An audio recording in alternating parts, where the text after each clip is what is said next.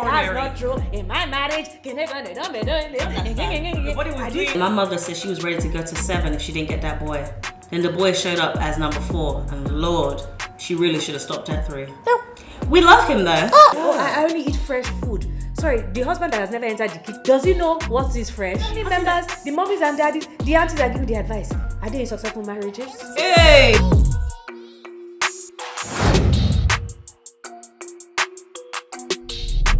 Hi guys, welcome back to another episode of Naija Girls Dish with Dolakbo And Diana.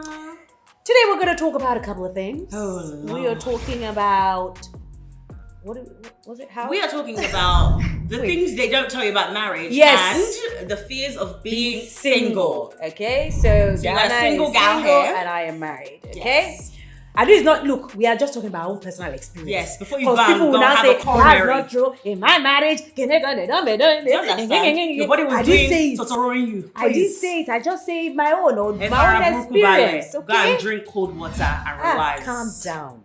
Be calming down. Okay, so Okay, cool. So I'm gonna ask you some questions. Okay. Answer as honestly as you can. try, Diana. Obviously, I'll try not to get too much in your business. Let me have a drink. But at some point, I would like to be a married woman, and maybe there's some things that because obviously I have ideas of marriage in my head. Obviously, I have people that I know that are close to me. My sister's married, but one should ask. The idea and the reality is different. It's Do you not the same. understand? It's not the same. Okay, so if I had to think of the first thing that comes to mind, which says a lot about me, but I really don't care, this whole cooking situation. Oh, Your girl don't like to cook. Your girl is me. She is me. I is her. Okay. Mm-hmm. So, are you saying do you have to cook? Like in marriage, is this Is it like a deal breaker or? It's okay. How much are you cooking? I'm happy you asked that question because you also have kids. One of the things that they don't tell you about marriage, is that do what works for you. I think we're coming from African backgrounds, specifically Nigerian backgrounds. So I never got that advice, do what works for you as a couple, because it is, you guys are individuals, right? Yeah. What works for you is going to work for someone else. You're going to be given advice from older people, aunties, other people that are already married, and they'll kind of say the same thing. But no one ever said to me, do what works for you. If your husband doesn't care that you don't cook, then why are you going to be killing yourself? Because I feel like a chef is a real thing. So my answer to that question is, no, you don't have to do whatever you don't want to do. I don't understand. What I will say is that when you're in a loving, supportive relationship, things that you might not necessarily want to do, you will do because you want to please your partner and because you love them, and vice versa. Not that you'll be doing all the pleasing and the other person is just there. Do you see what I mean? Yeah. So, I have to say, I am not, I can cook. I don't actually like it. So that's a thing. It's not even, I'm trying to be stubborn. I don't like it.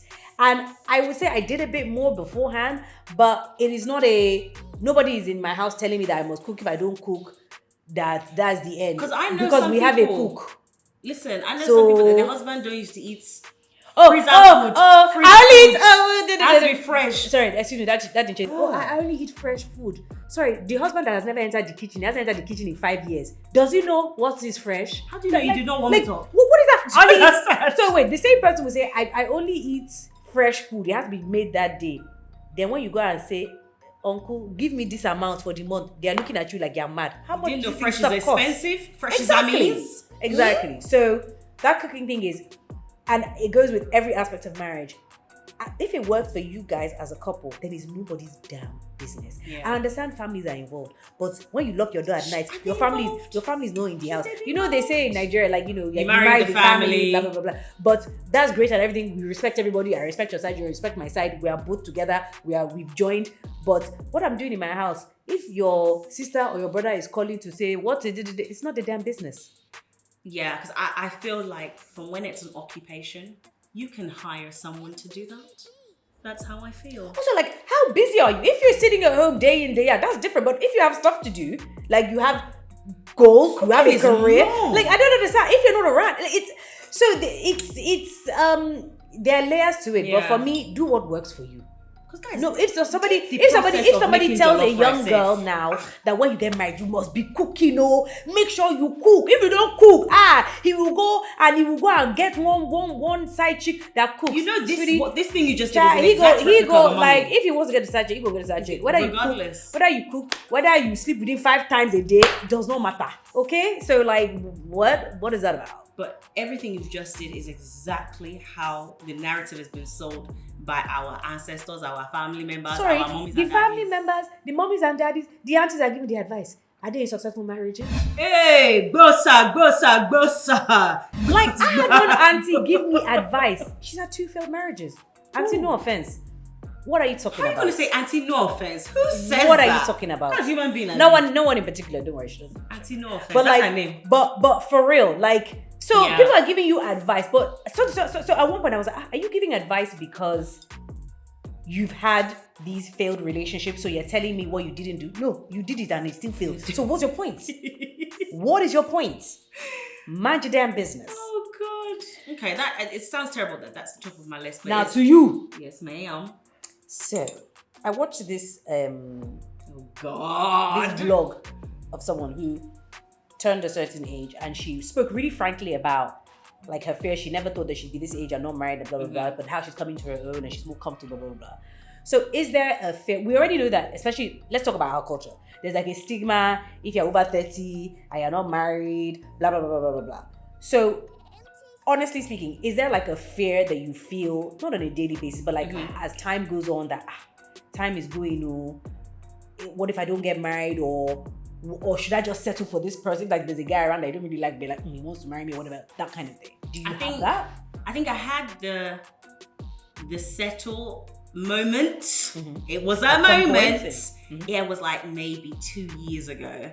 And even that moment, it was so fleeting. Y'all, it was quick as shit. Because my stomach hurt when I thought about it. I said, yeah, this is a life of bondage. This is bondage. And, said person was over ready to marry me. Over ready. And I was just like, my future is not safe in your hands. I cannot go head first into this. And I don't want to give birth to a replica of you. And that's not necessarily aesthetically. That was behavioral and just things that you do. So I did have the settle moment because you're just like, listen, hey, he's not bad. He's a nice person. Why not? And then you realize, you shake your brain and you just said, why not to the rest of your life? Yeah. Because essentially, if you do it, you're ready to marry. And you hope that you're married forever. So you just said, sure, to the rest of your life. Like you used your own hand with your wire, with your share, you put yourself inside dungeon.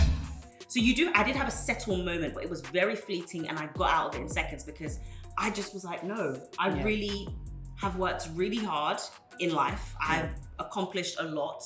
I think I am a prize. I think you are. have so much to give and I want so much. So it was very fleeting. I think intermittently the thoughts come and you're just like, so true, I never married. But how far now? You're like, so true, I never married. And it's kind of like, yeah, you never. But it comes and goes. It comes and goes. Sometimes I don't think about it for like months at a time.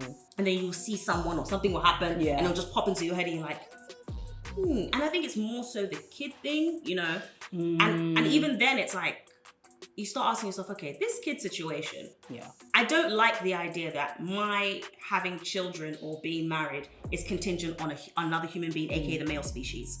I'm not a fan of that. Because I don't like that I must sit here and wait. That's, if you just in its basic terms, because I don't marry myself, I don't impregnate myself. So I don't like that idea. So I think my approach is really just to keep enjoying life.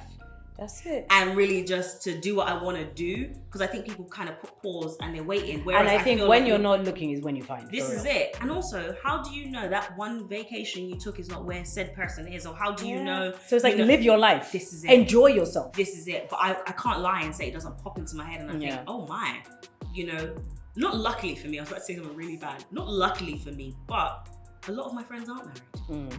So it's also not grating on me.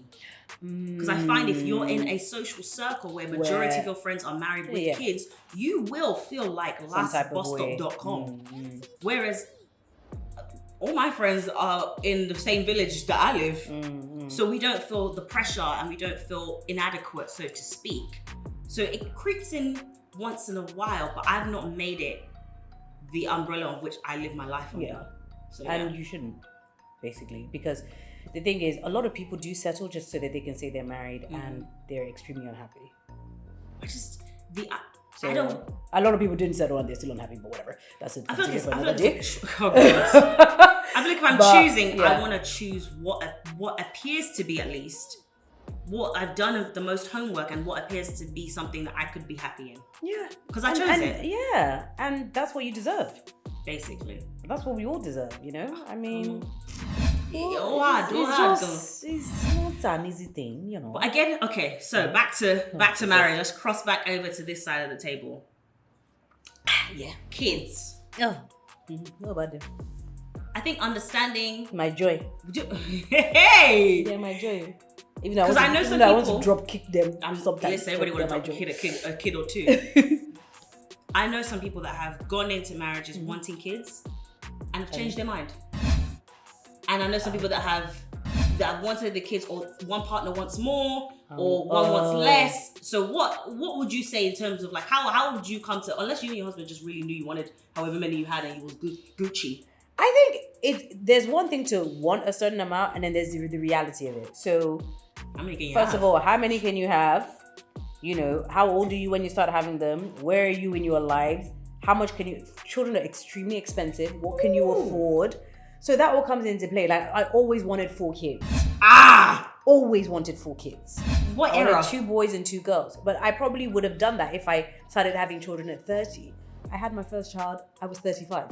Therefore, I was just like, I don't want to be having, personally, children over 40. But if I was 40... If I got to 40 and I didn't have any children, then of course I would. But then maybe I'd be like, okay, I'll just have 1 child. It just depends. But some people don't care. Some people can continue and continue and continue. That's a personal choice for me. And yeah, you have a discussion with your husband. My husband cannot force me to have more children. Like, and you know, that might sound a little bit selfish, but it's my body. So we have but you know, he's a reasonable human being. So I'm just trying to think, what would it be like if I was with someone and they were saying you have to have more children and you didn't want to. I'm happy I'm not in that situation. But also, children are expensive. But he actually always wanted 2, so it kind of worked out. Yeah, it kind of You know what I mean? But you cannot force me to be having children if I don't want any more children. I don't understand. Like, that's, you know. But I wanted 4. But I said to myself, I'm not going to have any kids over 40, so I'm done, basically. Even if I had 2 boys. Because everyone's like, oh, if you have 2 boys, we go for another one. No, I'm not sentimental like that. 2 boys, as long as they're happy, healthy, I love my children. But I was blessed that I had a girl, so there you go. Like I always say, my mother said she was ready to go to 7 if she didn't get that boy. Then the boy showed up as number 4. And Lord, she really should have stopped at 3. We love him though. But I just don't understand. That is so mean. Nigerians are so precious about sons. I you know what? Her brother is the nicest. Get out! He's so nice. And he's married though, so it's a shame. Listen. You know, all you single girls, but he's so nice. Oh, please. Dana is just so horrible. I don't understand. Listen, guys. But he's so nice, if you grew up in a Nigerian home, I know, and it was one boy, and he's the baby, and the rest of you were girls, course. I'm telling you. But it works the same way when it's like all boys and then a girl is last. I just feel like the way that they just be holding him, you see an egg? No. Dana, don't be jealous. It's not about jealousy. Don't be jealous. I just feel like the kid is extra. But he's just sweetheart, so nice. What respectful. Hey, go. Okay, Miles it's not that deep with the kid. He's all right. Make me look good on camera. We like him. No, but in line with the you know, what do they not tell you when you're married and stuff? Like, for me, it starts from after you get married. Like, there's a thing called after wedding blues. So with Nigerian culture, so the big wedding, you have the traditional whatever, you have the white wedding, and because there's so many people around you leading up to it, so many people in your business, when it finishes, it's like crickets. It's just quiet. So it's almost like, because you're being pampered, everyone is like, oh yeah, what? Like, everyone is so, they make you feel so special, and then it's just like ghost, like silence. Okay. So there is a thing where it's a bit like, oh. And then I also look back and I think we should have just taken the money. But that would never have happened. Yeah. So I feel like we should have just taken the money. But I know, like, my side. Yeah. It's my mom and my father. It's like, oh, you know, our last child, our daughter, my sister was already married, our last daughter, they want to do the big- Yoruba big thing, and so that even if they would not have given him, they would use money for something else than give. But I look back and I just think the wedding, the trad, and the white wedding combined, the money that was spent, we could have just pocketed it. Like, I don't even Pocketed know how to it do that.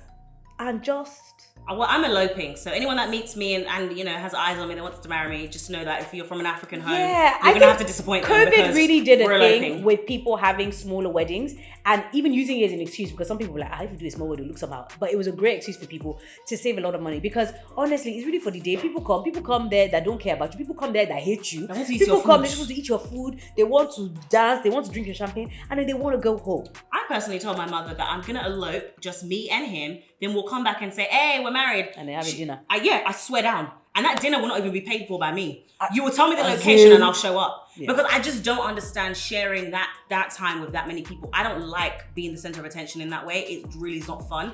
And Dana is not, you guys are going to be like, oh, whatever. Dana is online. Can I just tell you a quick story? Oh, God. When we were doing Secret Lives of Babasagi's Wives at the Alcola in Dalston, right? Oh, Lord. And the show had started, I think it was the first week.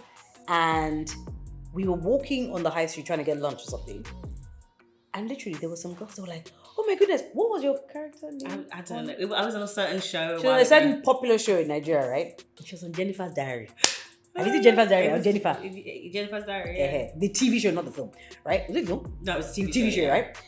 And they literally stopped and they were like, oh my goodness, are you? They said a character name. Dana, literally, this babe disappeared.